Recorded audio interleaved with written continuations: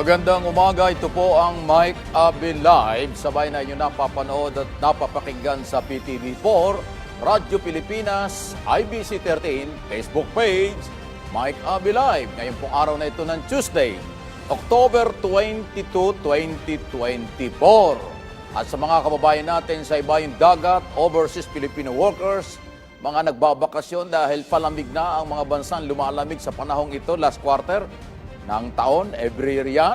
May mga pamilya sa abroad. Kamusta na po kayo? Kasama namin kayo sa ating mga araw-araw na pagsasama, mga balita, walang fake news dahil ito po ay Office of the President, Presidential Communication Office at siyempre ang iba pang mga balitaan natin dito. Okay? Diyan lang po kayo, At maganda naman ang panahon, so magiging normal ang buhay at takbo ng business nating lahat sa araw na ito hanggang hapon. Narito na po ang ating mga balita. Panibagong pagdinig ng House Quadcom o House Committee o yung Quadcom Committee. Okay, kasado na po ngayong araw na ito. 9:30 nga yan, kung di ako nagkakamali. Okay? Pagdalo naman ng dating Pangulong Rodrigo Duterte. Inaabangan. Nako. Pero ito na yon. Subalit, sa pamagitan niya ng kanyang legal counsel na si Attorney Martin Delgra. Ito ba yung dating chairman ng LTFRB, Delgra? Ay, ewan ko lang kung siya nga. Ipinaabot daw ng dating Pangulong Duterte na hindi siya makakadalo sa pagdinig ng Quad Committee. Ngayong araw, ayon kay Attorney Delgra, sa kabilaan niya ng pagnanais na dumalo. Ako, may ganun pa eh. Ang dating Pangulo hindi niya makakapunta dahil sa short notice daw ho. Maigsing notice. Ganon. Dahil di niya sabihin ito, anya'y katandaan. Ayan, naging dahilan din yung katandaan ng dating Pangulo. Ilang pagtitipon daw ng kanyang naunang dinaluhan o napagod. Madalit sabi. At sumama daw ang pakiramdam, kaya nais muna nito magpahinga. Ayun. Dalawang dahilan. Ulitin natin Unang dahilan, short notice. Parang nabigla siya. Bakit ka late yung invitation? Ang tagal lang iniimbitahan eh. Pangalawa, napagod daw. Kailangan magpahinga. Nasaan ang tapang? Kala ko ba matapang? Hindi, joke lang po. Nasaan na? Sabi niya, pag inimbitahan siya, dadalo. Ngayon may invitation na, may dahilan na. Ay, talaga lang Anyway, dinaluhan, sasamahan daw ho ng kanyang mga, sinasabi nga rito, masama nga daw ang pakiramdam dito ho, kaya hindi makakadalo. So, tingnan natin kung tatanggapin niya ng Kongreso. Sayang, inaabangan ito eh. Extrajudicial killing, drugs, pogo, ang daming issue. Dahil lahat yan ay pumutok nung nakaraang gobyerno. Pero, nawala eh. Nabitin kayo. 9:30 sana yan eh. Pero tuloy, ito yung tandaan nyo, tuloy ang public hearing. Dahil marami naman pong resource person. Kahapon ay meron na hong paglilinaw dyan ng Kongreso. Dumating o hindi si Duterte, tuloy ang hearing dahil maraming pag-uusapan. Ayun, kaya manood tayo mamaya. Formal na nga pong itinanover ng Quad Committee ng Kamara kahapon sa Office of Solicitor General ang mga dokumento na may kaugnayan po sa Chinese national na illegal anyang nakabili ng mga ari-arian lupain dito sa ating bansa gamit ang peking birth certificate. Samantalang tiniyak po naman ng Assistant Solicitor General Hermes Ocampo na aaralin nila ang mga dokumento na isinumite ng Quadcom upang mabawi daw po ang ari-arian at mga lupaing illegal na nabili ng mga Chinese national. Nilinaw na rin niya na kung ang mga ari-ariang ito ay naibenta na nila o naibenta na ilipat na niya sa mga Pilipino o sa mga Pilipino ay masasabi niyang crude pa rin ito o naitama ang tinatawag naitama ang constitutional defect. Kung anong ibig sabihin yan? May legal and technical issue, ganon. Anyway, napanood ko yung press conference na yan kahapon. Nagulat yung Solicitor General, ang dami nito. Ay, kayang-kaya mo yan. Pero kailangan mabawi. Alam ba ninyo na libo-libong hektarya? Ganon katindi. Hindi ho 1 hektarya, hindi ho 100 lang. Libo-libong hektarya ng ating mga kababayan, lupain, dito sa Luzon at kung saan-saan lugar, ang nabenta o binili ng Chinese national na gumamit ng mga fake na mga birth certificate. Bawal yan. Ang lupit nyo, ang tindi naman yan. Bakit ganon? Anyway, so abangan natin. double time ang office ng Solicitor General. Pag sinabi pong Solicitor General, yan po ang abogado ng gobyerno under Secretary Guevara. Yun po yung head dyan, si Guevara. Na dating Justice Secretary ng panahon ni Duterte. Ayan. Naka-alerto ang Department of Social Welfare and Development o DSWD sa mga banta ng bagyong si Christine. Ayan o. Okay? Ito po ay nandito po nga sa may area ng malaking bahagi ng Luzon. Sinabi ng DSWD Secretary Rex Gatchalian, halos magkatugma ang track daw ho ng bagyo ni Christine at ang nagdaang super typhoon. Ganon, nakarina. Nanalansa nga po sa Northern Luzon, kaya naman inatasan daw nito ang Disaster Response Management Group na maagaan niyang paghandaan ang resources, augmentation at sa mga lalawigan na mga matatamaan daw po ng bagyo. Pero sana humina na ito. Delikado, magpapasko ilang tulog na lang Pasko na tapos bagyo pa rin. Pero huwag tayong magtaka dahil panahon pa rin ng tag-ulan itong last quarter ng taong ito. Every year naman yan, kaya nasanay na tayo. Pero ingat pa rin po. Ang importante, tinitiyak ng ating pamahalaan ang ayuda at suporta sa panahon ng pangangailangan. Eto na yon, very disturbing. Ito raw ang komento ni Justice Secretary Boying Rimulya sa naging mga pahayag daw po ni Vice President Sara Duterte sa press ko nito noong isang araw ng Friday. Kaugnay nito, tinitingnan daw po umano ngayon ng Department of Justice kung may mga nilabag na batas ang Vice President Duterte sa mga naging pahayag nito tungkol kay President Ferdinand Marcos Jr. at ama nito na dating Pangulong Ferdinand Marcos Sr. Ayan. Well, maaaring walang linabag na batas yan tungkol doon sa mga banat niya kay Pangulong Marcos Jr. Pero yung kawalan ng respeto sa patay ay ibang issue yan. Ibang issue yan. Kasi, nako, talaga hong pinag-uusapan yung issue yan. Isipin mo, dating Pangulo, dating sundalo, dating senador, dating Pangulo, lahat nasa kanya Magaling po yung dating Pangulong Ferdinand Marcos Sr. Tapos ngayon, huhukayin sa libingan ng mga bayani, itadalhin sa West Philippine Sea, ay nandun mga Chinese. Parang lutang na maka-China ito. Kasi doon sa West Philippine Sea, nandun ang mga barko ng ng China. Di ba? Talaga lang Talaga sabi nga nila sa amin sa Batangas, ang isda sa bibig nahuhuli. Isipin mo, kadami-dami ng karagatan. Although bawal yun, hindi natin sinasang-uyunan. Walang kapangyarihan ang Office of the Vice President na maghukay ng labi ng bayani para itapon somewhere. Wala pong ganong batas. Kaya dapat papanagutin, kaya gigil na gigil yung mga Marcos loyalists. Sabi ng mga congressman kahapon, check up na. Hindi check-in, hindi check-out, check up. Iba yung check-in, iba yung check-up, iba yung check-out. Ang sabi ng mga congressman, check up na. Magpa-check up na. Kayo talaga, Hinatulan daw po ng guilty ng Sandigan Bayan 3rd Division ng dating Maguindanao Governor Dato Sahid Islam Ampatuan sa graft at saka malversation daw po ng public fund. Tinistensyahan, hinatulan siya ng 8 taon, 1 buwan hanggang 12 taon na pagkakakulong sa parang sa graft. Reclusion perpetual daw ito. Ayun, 393 milyong multa para daw sa malversation. Ayan, magmumulta na, makukulong pa ng 8 hanggang 12 taon. Ayan ang due process. Iyan ang rule of law. Justice for all. Ayan, Lalo na kung pera ng bayan ang pinag-uusapan. Sandigan bayan yan Ala tayong mag-aagawa dyan. Okay? So managot ang dapat managot. Lalo na sa issue ng korupsyon dahil pera yan ni Juan de la Cruz sa Luzon, Visayas at Mindanao. 10 minuto makaraan po ang alas 9 ng umaga. Tuloy ang ating mga balita. Company Kingdom of Jesus Christ, Apollo Kibuloy, sumulat sa Commission on Election, COMELEC, para sa kandidato na umano ito bilang independent senatorial candidate. Ganon? Sa 2025, independent na lang daw. Sa liham sinulat ng kanyang abogado na si Attorney Mark Tolentino. Ayan, ito ay upaan niyang malutas ang umano'y intra-party dispute.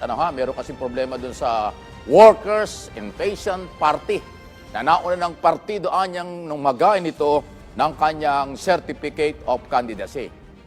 Okay, so lumalabas, independent candidate, lakas talaga ng loob Palakasan lang ng loob malabong manalo ang isang kandidato sa independent national position. By the way, hindi po yan si Tolentino. Si Torreon yung picture na yan. Sorry po hindi po yan si Tolentino. Kilala ko yung mga abogadong yan Yan po si Torreon. Hindi po siya misabi niyan. Ang misabi ay yung pong si Tolentino. Pakialis lang kasi baka sabihin ni Torreon, hindi naman ako yan Hindi naman ako misabi niyan. Si Mark Tolentino po, yung abogado ni Kibuloy tungkol sa politika. Tungkol doon sa mga criminal case at kung ano pa, si Torreon. Magkakaiba po yung abogado. Marami silang lawyer Anyway, so yan po, independent na lang daw. Sumuko na dun sa WPP. Kasi sabi ng WPP, Workers Peasant Party, hindi namin in-endorse yan. Hindi kami pumirma ng dokumento niyan. Pinake nyo. May pagka-perjury pa ang dating. Talaga lang Umabot na sa 5,835 ang bilang daw po ng mga kaso ng leptospirosis. Naku, ayan maduming tubig ang ibig sabihin niyan. Diyan ang gagalingan.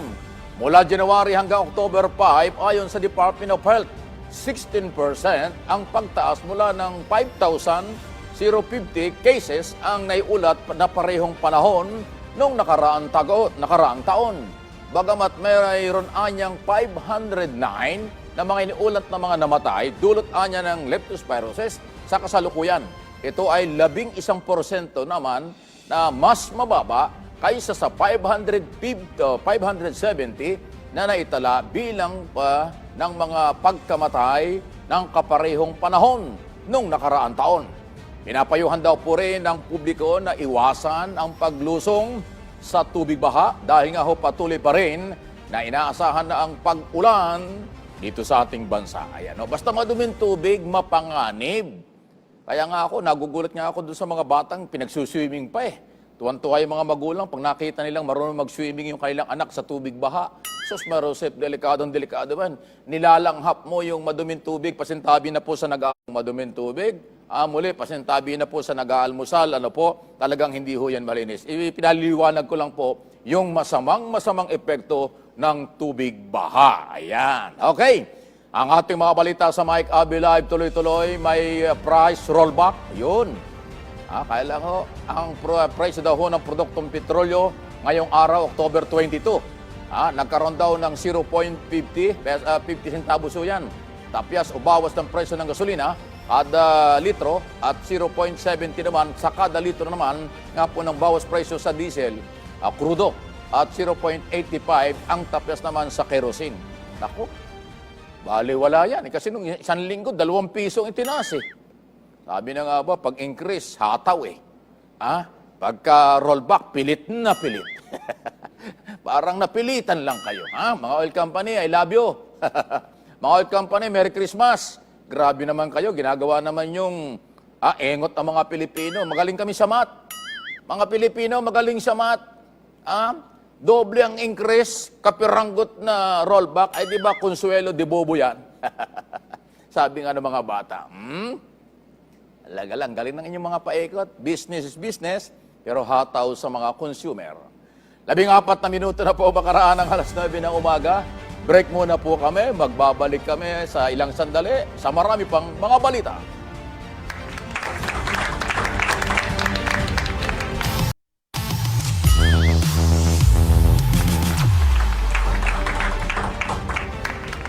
Balik tayo sa ating mga balita dito po sa Mike Abby Live. Si Dines Osorio, meron munang report ng ating partner dito sa PTV.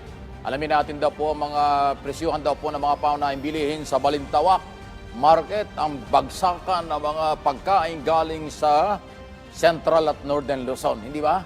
Narito ang live report. Yes, Mike, papalapit na ang undas at siguradong nagpaplano na ang ating mga kababayan para sumunting salo-salo sa gitna ng mataimtim na paggunita sa kanilang mga mahal sa buhay. Narito po ang presyuhan sa palengke sa Balintawak Market. Unahin na natin ang mga gulay at mga sahog. Ang per kilo natin sa bawang nasa 130 pesos. Nasa 70 pesos naman ang per kilo ng sibuyas, habang 160 pesos ang sibuyas na puti. Ang repolyo naman, 90 pesos per kilo. Ang carrots, 140 pesos per kilo. Sayote, 35 pesos per kilo. Patatas, 70 pesos per kilo. Talong, 50 pesos per kilo. Ampalaya, 80 pesos per kilo. Para naman sa sile-sile, nasa 250 pesos per kilo ang mga bell pepper. 120 pesos per kilo ang mahahabang siling berde at 280 pesos per kilo ang maliliit na siling pula. Balikan naman natin ang iba pang mga gulay. Ang isang tali ng sitaw, nasa 20 ang isa. Ang kalahating kilo naman ng kamatis, 50 pesos. Ang isang kilo ng kalabasa, 30 pesos. Luya, 120 pesos per kilo. Okra, 80 pesos per kilo. Labanos, 100 pesos per kilo. Kalamansi, 30 pesos per kilo. Patola, 40 pesos per kilo. Upo, 25 pesos per kilo. Papaya, 25 pesos per kilo rin. At ang pechay, 45 pesos per kilo. Pero kung isang tali lang ang kailangan nyo, nasa 10 piso ang isa. Punta naman tayo sa mga seafoods. Ang galunggong nasa 200 pesos per kilo. Ang bangus, 190 pesos per kilo. Tilapia, 120 pesos per kilo. Tambakol, 170 pesos per kilo. Tulingan, 180 pesos per kilo. At ang yellowfin, 180 pesos per kilo rin. Meron ding pusit kalawang na nasa 180 pesos ang isang kilo, habang ang malaking hipon naman ay nasa 90 pesos kada 1/4. Siyempre, meron din tayong manok at baboy. Ang buong manok ay nasa 165 pesos per kilo. Pero kung hita lang ang gusto nyo, 175 pesos per kilo. At ang pitso naman ay nasa 170 pesos per kilo. Kung laman ng baboy ang hanap nyo, nasa 190 pesos per kilo ito. Ang pork chop naman ay nasa 290 pesos per kilo at ang liempo ay naglalaro sa 330 hanggang 340 pesos per kilo. Mike, maganda talagang pumunta sa Balintawak Market ng maagang maaga dahil fresh na fresh ang bagsak ng mga paninda rito. Yan ang pinakahuling balita mula rito sa Balintawak Market. Balik sa'yo, Mike. So ayan po, at least nakita nyo yung maraming pagkain, and doon na mga presyo, ang Balintawak ay isa nga po sa malaking public market dito sa Metro Manila, hindi lang ho sa Quezon City. Ayan, so sana magtuloy-tuloy kahit na minsan ay may mga masamang panahon sa Northern Luzon. Kadalasan po ay galing sa Central at Northern Luzon ang mga pagkain bumabagsak dyan sa may Balintawak Public Market. Okay, tuloy ang ating mga balita. Pinalagan daw po ng liderato ng Kamara ang patuloy na pag-iwas ni Vice President Sara Duterte. Nasagutin daw po ang mga aligasyon ng maling paggamit ng pondo ng kanyang tanggapan at ng Department of Education o DepEd sa ilalim ng kanyang pamuno ayon kay Senior Deputy Speaker Aurelio Dong Gonzales Jr. sa House Majority Leader Manuel Jose Dalipe. Panahon na anya na harapin ng Vice Presidente ang isyo. Iginit pa ni Gonzales na pera ng taong bayan ang pinag-uusapan dito. Kaya't kailangan anyang malinaw na tugon at sagot mula sa pangalawang Pangulo. Ayan. Oo nga naman, bakit nga ba hindi sagutin yan? Nakakapag-press ko ng 2 oras eh. Di ba nung Friday, nag-press conference siya ng 2 oras? Eh bakit pagdating sa Kongreso, ayaw sumagot? At pag nagpunta ron, siya ang gustong masunod, hindi ang Kongreso. Kakaiba talaga, ha? Anyway, naalala ko na naman yung 16 million para lang sa safe house sa loob ng ilang araw lang. Napakatindi namang safe house niya. Sino bang nandun sa safe house? Bakit kailangan gastusan ng 250,000 ba? Per day, per night? Ang mahal naman ng safe house na yan. Sino bang tinatago dyan? Sabi ng COA, sabi ng mga congressman, ano yung safe house? Sir, sorry po, hindi namin alam kasi nga confidential. Talaga lang, ang dami niyong palusot. Pera ng bayan, kinakatay-katay nyo. Magpaliwanag kayo. Patulan nyo yung buhay, huwag nyong patulan yung patay. Yung patay, huwag nyong pakialaman. Yung buhay na mamamayang Pilipinong may-ari ng pera, nag-aabang ng kapaliwanagan. Paliwanag nyo kung saan nyo ginamit ang pera ni Juan de la Cruz. Huwag nyong pakialaman yung mga bayaning nasa kabilang buhay na. Pambihirang buhay talaga ito. 27 minuto makaraan po ang 9:00 na umaga. hinatulan daw po ng guilty para ho sa 21 o 21 counts ng kidnapping and serious illegal detention with ransom. Naku, dyan po sa Taguig City Regional Trial Court, RTC, Branch 157, ang 17 Abu Sayyaf Group leader daw po at mga membrong responsable sa pagdukot sa 21 individual mula sa Sipadan Island, Malaysia noong pang, April 2000, 24 years ago. Wow! After 24 years, eto na ngayon. Ayon sa Department of Justice, DOJ, matatanda ang 10 sa 21 na mga dinukot ay may mga foreign tourists, mga turista na bumisita lamang po sa nasabing lugar. Habang 11 naman dito at siyam, 11 at iba pa, at siyam na mga Malaysian at 2 Pilipino na mga resort workers napalaya ang mga biktima makalipas nga ho ang ilang buwan matapos magbigay ng ransom money sa mga suspect ko. Kasunod anya nito, sinabi naman po ni Justice Secretary Jesus Crispin Boying Rimulya na ang hatol ay nagpapakita lang ng pagsisikap pa rin ng ahensya na pairalin daw po ang hustisya at batas sa bansa. Pwede naman, kailan 27 years? 24 years? Alam niyo yung mga panahong yan, reporter pa ako noon eh. Sa Kongreso pa ako naka-assign ng mga panahong yon. Under yan yung panahon ni Erap Estrada, nung si Erap ay presidente. Doon po pumutok ang mga sipadan, kidnap or ransom na yan. Na tayo'y pinag-usapan sa buong mundo na naging 2-5 ang kidnapping noon. Hindi ko naman sinabing may kinalaman sa Erap. Natapat lang nung panahon ni Erap administration. 2000 yon. Antindi po niyan. Nakakahiya tayo dyan. Pero ito na, after 24 years, grabe, buhay pa kaya yung mga complainant niyan? Buhay pa kaya yung ibang akusado dyan? Ganong katagal? Bawal talagang mamatay. Bawal talagang, pag mayroon kang problema, kailangan talaga labanan mo ang magandang kalusugan o ipaglaban mo magandang kalusugan para makuha mo ang hustisya. Isipin mo, after 24 years, ngayon lang nangyari. Ay, congratulations sa RTC ng Taguig. Ang bilis nyo, no? Anong nangyari na inabot ng ganyang katagal? Grabe yung paglilitis yan. Only in the Philippines, pero meron pa rin daw hustisya. Kaya lang talagang, sabi nga namin sa Batangas, aanin pa ang damo kung patay na ang kabayo. Ayan po ang ibig sabihin yan. Jay Magtagala, Radyo Pilipinas, meron mo ng report. Red alert status daw itinaas ng NDRRMC bunsod ng banta ng bagyong si Christine. Narito ang live report. Partner, itinasa nga ng Office of Civil Defense National Disaster Risk Reduction Management Council ang red alert status bilang paghahanda sa posibleng epekto ng bagyong Christine. Batay sa 8 o'clock AM report ng NDRRMC, suspendido na ngayon ang klase sa may 81 paaralan. 69 dito ay mula sa Calabarzon, habang ang 12 ay mula sa Region 6 o Western Visayas. Una ng pinagana ng Office of Civil Defense ang Charlie Protocol na siyang pinakamataas sa paghahanda sa 7 rehiyon sa bansa upang matiyak ang mabilis sa aksyon sa mga apektadong lugar. Kabilang sa mga ito ay ang Cordillera Administrative Region, Cagayan Valley Region, Central Luzon, Bicol Region, gayon din sa Eastern Visayas, Calabarzon at Mimaropa na itinuturing na high-risk areas. Samantala nakataas naman na ang Bravo Protocol sa Region 1 o Ilocos Region, gayon din sa Bangsamoro Autonomous Region in Muslim Mindanao, habang nasa Alpha Protocol naman ang National Capital Region, gayon din ang Region 6 at Region 7, gayon din ang Region 12, Region 9, Region 10 at Caraga. J. Martagala, Radyo Pilipinas, para sa Pambansang TV sa Bagong Pilipinas. Okay. Di ba, ang lalayo naman lugar na merong typhoon na si Christine, di ba? Bakit dito sa ilang lugar sa Quezon City walang signal ang internet?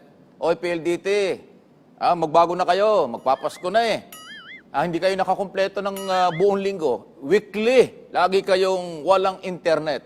Laging sinasabi niyo, sorry po, meron pong service, ganun-ganun, kung ano yung mga palusot. Oy, mga taga-PLDT, walang bagyo sa Metro Manila. Bakit madalas wala kayong internet connection? Ay alam niyo sa panahong ito, napakahalaga ng internet. Global technology. Di baling walang almusal, basta may internet. Okay ang mga Pilipino. Minsan kahit natutulog, 'di ba? Laging nag-aabang ng mga balita at kung ano-ano. Pagkatapos may ikot-ikot lang, nakita mo, ganun pala. Meron namang technical problem kayo. Palagay ko ang problema ng mga taga PLDT, yung manpower nyo, human error 'yan, hindi technical problem. Bakit linggo-linggo na lang nakakaproblema kayo? Baka yung mga tao nyo dyan sa PLDT, kulang din sa pukpok. Mr. Pangilinan, pakiayos po ninyo ang serbisyo nyo. Trabaho lang ito, walang personalan. Palpak ang PLDT, internet connection. Di kayo makakumpleto ng araw. Sa isang linggo, laging every week, 36 days, 36 hours, 24 hours, walang internet connection sa ibang lugar dito sa Quezon City. Magbago na kayo, 24 na. Magtatapos na naman ang taon. Ala kayong pagbabago. Talaga lang, ha? Again, only in the Philippines. O kaya Department of Information Communication Technology. Pakipukpok naman ninyo ang mga private company. Wala akong pakialam sa mga yan. Ang kanilang serbisyo at nagbabayad tayo ng kumpleto. Wala naman discount pag walang disconnection. Wala naman discount pag walang internet connection, di ba? Wala. Pag walang kumpleto rin ang babayaran natin. Pag hindi ka pa nakapagbayad ng on time, puputulan ka pa eh. Pero yung serbisyo nila, palpak na palpak, PLDT, gising, Ay, nako talaga. Samantala, inihain na po ni Cagayan de Oro, Congressman Rufus Rodriguez, ang dalawang panukalang batas para amyendahan. Nako, ito yung importanteng batas eh. Espionage law. Ayan, ito po yung tungkol dun sa mga espiya-espiya. Yung mga espiya, spy-spy, partikular na ho ang pagpaparusa ho sa espionage law o yung pag-espiya nga daw ho ng ilan na hindi lang anya sa panahon ng gera. Ngunit, maging sa panahon ng kapayapaan. Basta espiya, bawal. Dagdag pa ng mambabatas mula sa Cagayan de Oro, ito rin anya ay isang panawagan sa mga mambabatas na amyendahan ng naturang batas upang maayos kaagad o maayos ang sagutin, maayos at masagutin at matugunan daw po ang ng pamahalaan ng issue dito. Alam nyo, kaya ho pumutok itong balitang ito, yung pagiging espiya nitong mga Chinese national, tulad ni dating Mayor Alice Goo, na deny. Pero na-interview si Defense Secretary Gibo Teodoro. Dahil si Teodoro po isang abogado, alam niya namin pala may problema tayo sa batas. Nanawagan siya na itong batas na ito, baguhin, amyendahan, para lumakas. Kasi sa ngayon, ito yung malungkot. Sabi ni Secretary Teodoro, ngayon wala tayong batas na matibay para panagutin ang mga nag-iispiya. Just imagine, anong ginawa ng mga nakaraang gobyerno? Napakahalaga ng anti-espiya laban sa espiya. Walang ginawa. Ngayon lang, nagkabukuhan sa Pogo at yung mga operator dyan ay pinaniniwala ang espiya ng China sa Pilipinas. Ngayon lang na-discover ang batas pala ay mahina, malabnaw pala. Kaya congratulations, abogado kasi yan si Rufus Rodriguez, naiintindihan niya yung paniwanag ni Defense Secretary Teodoro. Salamat sa inyong dalawa at sana nga po isuportahan ito ng maraming mga kongresista at mga senador. Bureau of Internal Revenue o BIR, tuloy-tuloy daw po ang laban kontra sa illegal na beef na naman ito. Product, mga pausok-usok dyan. Wala naman katapusan itong isong ito. Sunog baga. Ayon kay BIR Commissioner Romeo Lumagi Jr., mula daw ho nang iutos nila ito nationwide sa raid na ginawa nila noong October 16.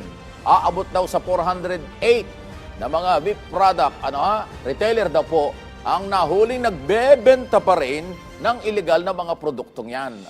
Pinagbawal na nga yan eh.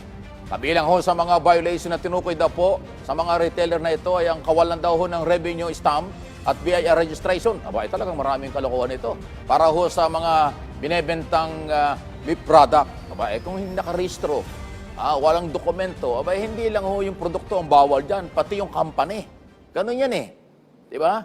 Pagka mali at walang dokumento ang company, tapos may problema pa rin produkto, dalawang violation dyan. Pero BIR, ang dami hong mas maraming dapat pagkaabalahan nyo, yung tax collection, palakasin po natin. At saka po yung mga nandadaya ng buwis. Pakisilip nga ninyo yung mga district collector, mga collector ng BIR nationwide. Yan ang dapat i-lifestyle kasi palakihan ng bahay yan, mga mansyon ng bahay ng mga yan. Nagsisiksikan ng kanilang mga kotse sa kanilang garahe. hindi makasya sa mga garahe, sa kalye nakaparada, saan galing ang pambili niyan? Nag-aaral sa mga exclusive na mga eskwelahan ang mga anak, nagbibiyahe sa abroad kung saan-saan, pero pag tinanong mo, taga-BIR, taga-customs, kung kani-kaninong opisina ng gobyerno, ang korupsyon talaga nandyan pa rin. Pakipukpok lang po. Lalo na ngayon, kailangan natin ng pera. 6 na trilyon ang kailangan nating budget sa pagpasok ng 2025. Pero ang initial na report ay hindi tayo makakakolekta ng ganun. Mangungutang na naman tayo. Kaya iwasan ang pangungutang, palakasin ang koleksyon ng buwis, at panagutin ang mga korap, mga abusadong, mga taga-BIR. Hindi ko nila lahat, pero marami pa rin diyang hindi matino. Huwag kayong magalit. Pag nagalit kayo, bahala kayo sa buhay nyo. Magbabalik po ang ating mga balita sa Mike Abby Live sa ilang sandali.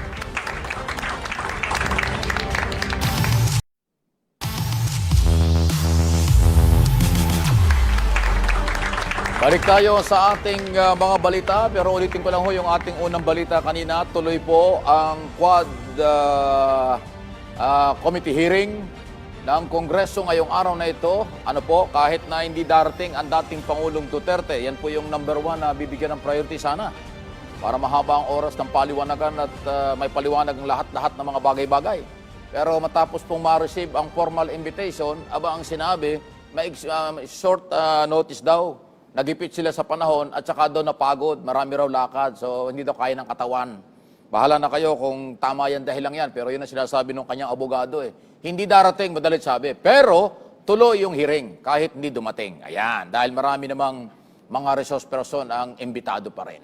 Iminungkahi daw po ng House Committee on Dangerous Drug Chairman Robert Ace Barbers na magsasagawa daw lang ng isang joint congressional inquiry. Inquiry daw ho. Ang Kamara at Senado hinggil sa isa daw ho ng war on drugs. Ayon kay Congressman Barbers, kung mayroon anyang ginagawang investigasyon ng Kamara, ay hiwalay din ito sa Senado. Bakit hindi na lamang na pag magsama o pag-isanahin o pagsamahin ang dalawang kapulungan? Mas magiging anyang malawak at komprehensibo at mas maraming intelenteng anyang mga katanungan at maitatanong sa mga magiging membro ng Joint Congressional Committee. Ayan. Nadinig ko rin ho yung si Barbers kahapon doon sa press conference ng Quad Committee.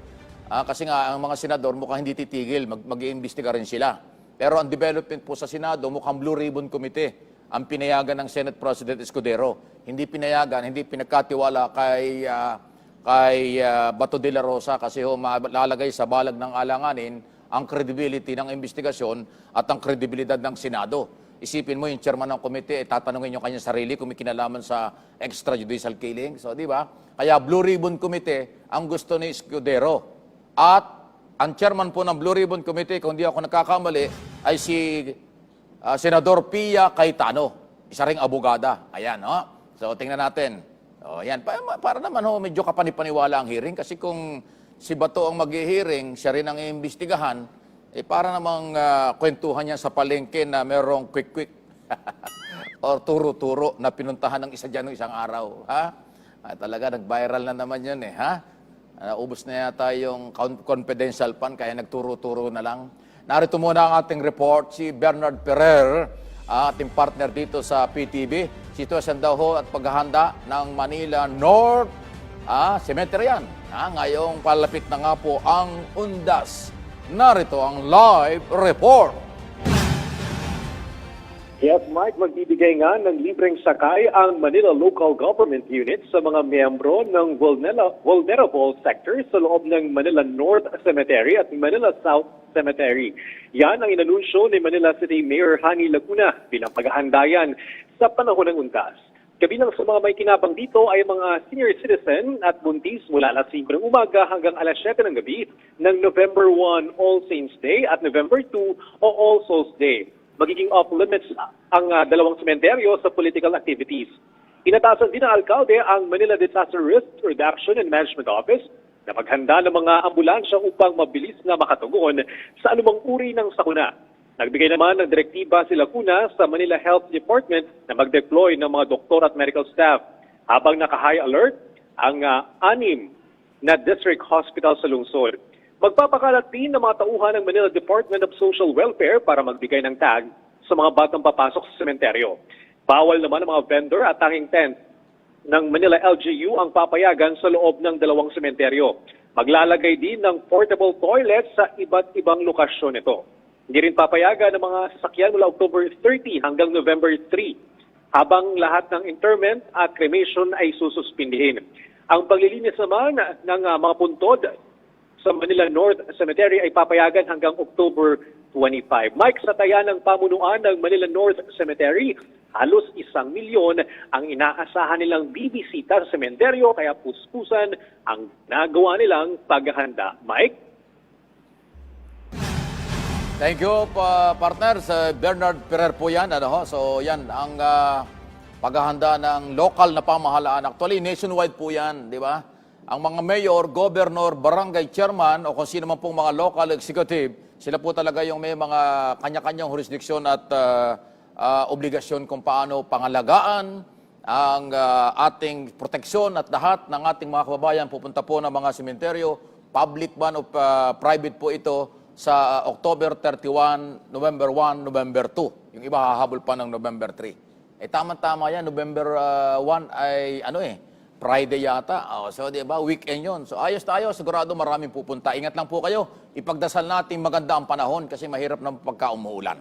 Naka-heightened alert na nga po ang Philippine Coast Guard, PCG. Ano nga po, para sa undas ngayong taon. Kaugnay pa rin ito, inatasan daw po ng Philippine Coast Guard Commandant Admiral Ronnie Hill Gaban ang lahat ng Coast Guard at operating unit daw ho para itaas daw po ang alert nito o alert para ho inaasahan sa pagdagsa ng mga biyahero na magsisimula ho sa mga probinsya o galing dito sa Metro Manila para ho sa dalawin ho ang kanilang mga mahal sa buhay, mapayapang mahal sa buhay at ngayong panahon nga po ng papalapit na ang undas o undas mismo. Inatasan din po ng Philippine Coast Guard, district station daw po ang mga substation na paigtingin pa rin po ang seguridad, kaligtasan, pagiging maaasahan daw po ng mga ito sa matiwasay na biyahe ng mga pasahero sa undas. So lahat po yan. Pagka po kasi karagatan, ang Coast Guard ang merong jurisdiction dyan at saka ang Marina. Ang Marina naman yung sa mga shipping company. Pero siyempre ang mga barkong naglalayag, malaki man o maliit yan, ang Coast Guard ang merong jurisdiction. Okay? Yan ho ang trabaho ng Coast Guard, hindi lang ho sa West Philippine Sea. Yung maritime security, ayan ay trabaho talaga nila yan. Congratulations sa Coast Guard. At alam kong kayang-kaya naman nilang bigyan ng proteksyon, pero siyempre, ang mga may-ari ng barko at mga pasahero, dapat meron namang sapat ding coordination. Approve na po sa Senate Subcommittee on Finance ang panukalang 178.27 billion na panukalang pondo ng Department of Agriculture o DA para sa susunod na taon. Sa maiksing pagdinig kahapon, sinabi po ng Subcommittee Chairman Senador Cynthia Villar na maglalaan daw po sila yan ng 7 billion para mapunduhan ang Rice Competitiveness Enhancement Fund. Ayun. Okay, so yan po. Siya yung chairman ng Committee on Agriculture. Siya rin pala yung subcommittee chairman ng Finance. Alam mo, maraming mga subcommittee chairman po ng Finance Department tungkol sa budget. Ayan, Congratulations sa Department of Agriculture. Nakakasiguro na merong talagang food security program na tuloy-tuloy na naunang sinimulan ni Pangulong Marcos until now tuloy-tuloy yan. Okay? Philippine Egg, ito, tungkol naman sa mga pagkain ito. Board Association, tiniyak daw po ang sapat ng supply ng itlog. Ayun, sa paparating na holiday season o panahon ng Kapaskuhan. Ayan, maganda ito. Kasi marami hong sangkap ang itlog sa lahat ng mga pagkain o maraming pagkain. Di ba? Ay, dapat lang naman kasi hindi naman kailangan natin mag-import ng itlog. Napakarami ng ang negosyo ay poultry. Dito ho sa ating bansa, sa amin lang sa Batangas, ang dami ng poultry doon. Libo-libong itlog. Baka milyong itlog na ipoproduce ng taga-Southern Tagalog. Okay? Sige, kaya walang problema. Hindi lang itlog, dapat lahat ng pagkain. Dahil ang mga Pilipino ay mahilig sa pagkain. Kahit na anong okasyon, birthday, anniversary, lalo na ho pag Pasko at bagong taon, talagang hindi mapipigilan. Bawal muna mag-diet pagka ho ganyan kasi kaliwa kanan ng kainan. Samantala, good news pa rin ito, tumaas ang satisfaction rate at saka trust rating daw, trust rating. maganda na naman ito, tumaas na naman. Ni Pangulong Ferdinand Marcos Jr. ngayong October, habang bumaba naman ang kay Vice President Sara Duterte. Ayon sa pinakabagong survey daw po ng, ano ba ito? Tanger o Tangere, ano bang pangalan ng kampanya yan? Batay ho sa pinakahuling survey, tumaas daw ho ng 59.3% ang trust rating ng Pangulo. Habang bumaba naman ng 56% ang trust rating para kay Vice President. Nananatili naman daw po na highest rate government official, siyempre si Senate President Chis Escudero. Ito po ay survey bago nag-press con si Inday.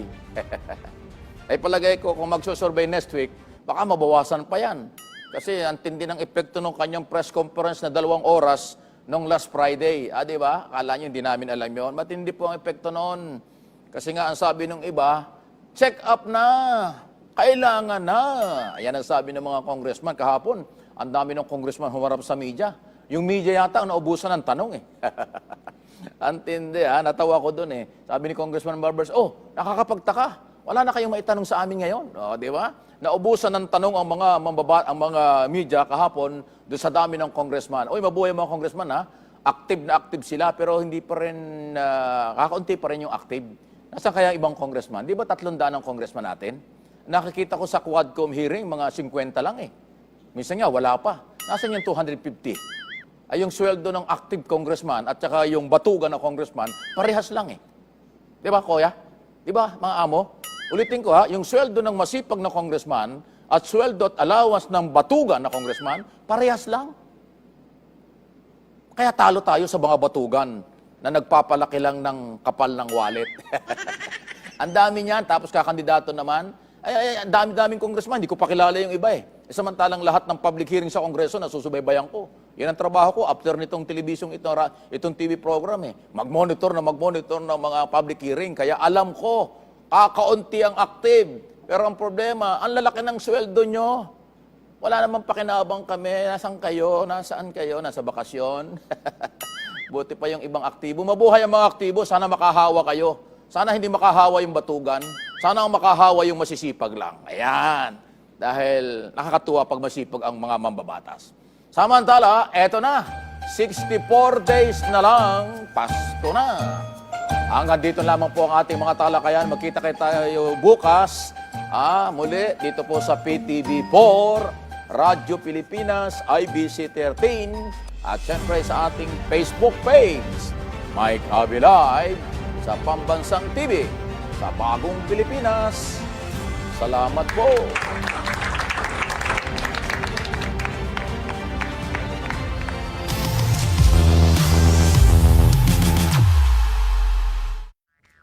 Sa kasalukuyan.